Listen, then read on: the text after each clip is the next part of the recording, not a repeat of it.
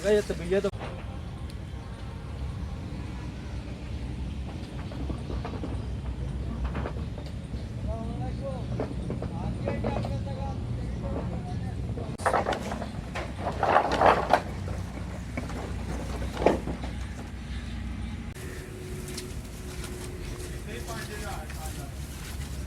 ना नवा आया यहाँ पर कितना चारा नहीं है बस तू क्या भी हुआ मेरा काम के को मुआ मेरा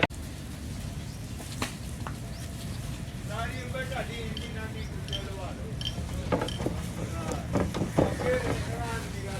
अगले घर वाले ध्यान रखना आज मैं नवा आया आज मैं पुराना आया अच्छी यार क्या चीज़ जो उन खून के डाली वो बतूए हो गया क्या पी लिया शाह जांगो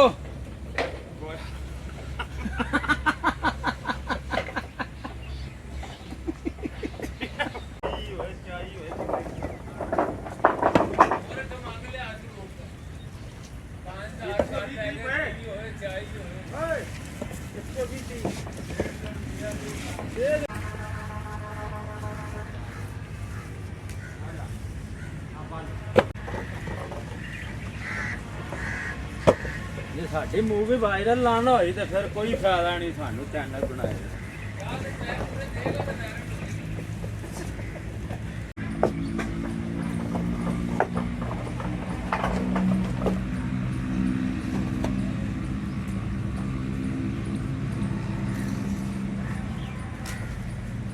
यहाँ से आना तोड़े थे यार